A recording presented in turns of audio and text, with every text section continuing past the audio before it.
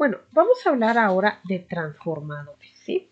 Y vamos a ver qué es un transformador. Es un dispositivo para aumentar o disminuir un voltaje de corriente alterna. Cuando nosotros pensamos en un transformador, pensamos pues en el transformador que está cerca de nuestra casa, ¿no? En un poste, ¿sí? Y bueno, ese también pues nos ayuda a reducir, bueno, a disminuir el voltaje de corriente para que pues en nuestra casa sea el adecuado, ¿no? Pero, pues también tenemos transformadores, por ejemplo, en los cargadores de los celulares, ¿sí? Que pues transforman el voltaje, el potencial eléctrico, ¿sí?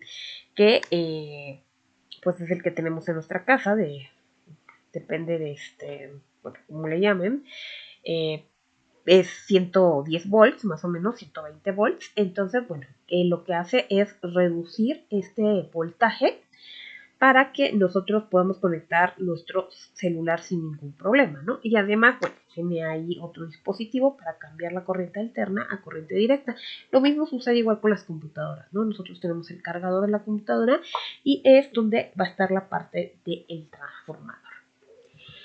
¿En qué consiste un transformador? En dos bobinas de alambre, ¿sí? Conocidas como bobina primaria y secundaria, también llamado primario o secundario. Entonces vamos a tener estas bobinas y se van a unir por medio de un núcleo de hierro laminado, que es el núcleo de hierro laminado. Esta es la bobina primaria y aquí tenemos la bobina secundaria. ¿Ok?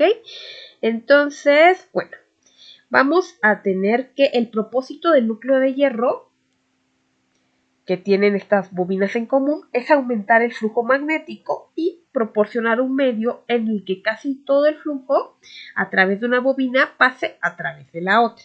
¿Okay? Entonces, bueno, este tipo de arreglo tiene una eficiencia de 90 al 99%. Entonces vamos a tener que la corriente va a entrar en la bobina primaria, ¿sí? Que es la de la izquierda, y genera un campo magnético que va a inducir una corriente en el secundario. El voltaje de cada bobina pues va a variar de acuerdo con el número de espiras, el número de vueltas que tenga la bobina. Y nosotros vamos a tener aquí una ecuación, ¿sí? Donde vamos a tener el potencial de la bobina primaria va a ser igual al número de vueltas en la bobina primaria y lo vamos a multiplicar por la diferencial del flujo magnético a través de cada espira entre el tiempo, ¿sí? Y lo mismo vamos a tener para la bobina secundaria. Entonces, si nosotros suponemos que no escapa el flujo del núcleo de hierro, entonces el flujo a través de cada espira del primario pues es igual al flujo a través de cada espira del secundario. Por lo tanto, nosotros podemos pues eliminar este término, ¿sí? Que sería el mismo término, y vamos a tener que el voltaje del primario sobre el número de vueltas del primario es igual a el voltaje del secundario sobre el número de vueltas del secundario. Entonces vamos a tener que si n del secundario es mayor que n del primario, pues la diferencia de potencial del primario va a superar a la diferencia de potencial del secundario, perdón, va a superar a la diferencia de potencial del primario.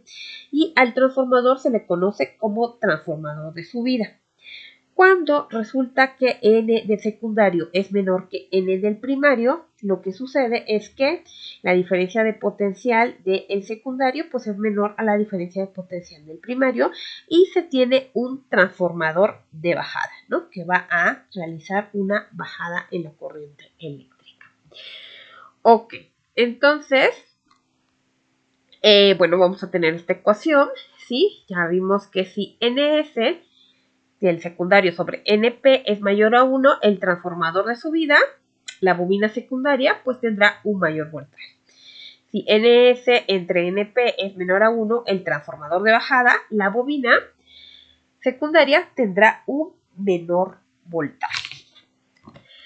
Bueno, vamos a ver que cambia la intensidad de corriente, pero se mantiene la potencia. Un transformador bien diseñado tiene una eficiencia, bueno, pueden llegar a tener eficiencias tan altas como el 99%, que no se pierde energía en forma de calor, ¿sí? Se pierde muy poquita, un 1%, ¿no?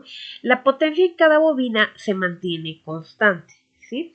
Y en este caso nosotros vamos a tener que la potencia del primario va a ser igual a la potencia del secundario. Por lo tanto, vamos a tener que la corriente del primario por el voltaje del primario va a ser igual a la corriente del secundario por el voltaje del secundario.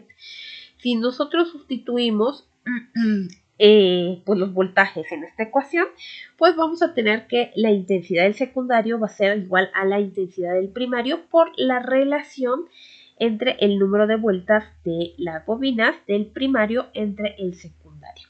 Entonces, la intensidad de corriente baja a altos voltajes y aumenta al bajar el voltaje. ¿Sí? Vamos a tener cambios en la intensidad, pero, repito, la potencia se mantiene constante.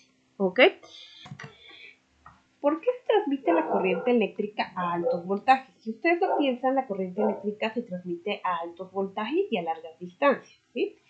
Y resulta que bueno, nosotros vamos a tener que es más económico usar un voltaje alto y una corriente baja, ¿sí?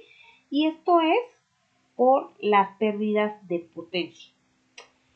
Nosotros tenemos que los cables tienen una resistencia de R ohms y esto conlleva a una pérdida de potencia y esta pérdida de potencia pues va a ser igual a I cuadrada por R y va a ser pues vía calentamiento resistivo en las líneas de transmisión. Entonces, bueno, si nosotros tenemos que una compañía eléctrica puede reducir la corriente por un factor de 10, por ejemplo, la pérdida de potencia se reduce por un factor de 100, ¿sí? Y bueno, nosotros tenemos que en la práctica el voltaje sube alrededor de 230.000 volts en una estación generadora y luego baja alrededor de 20.000 volts en una estación de distribución. Finalmente se baja a 120 volts en el poste eléctrico del consumidor, ¿no? Que es el voltaje que llega hasta nuestra casita.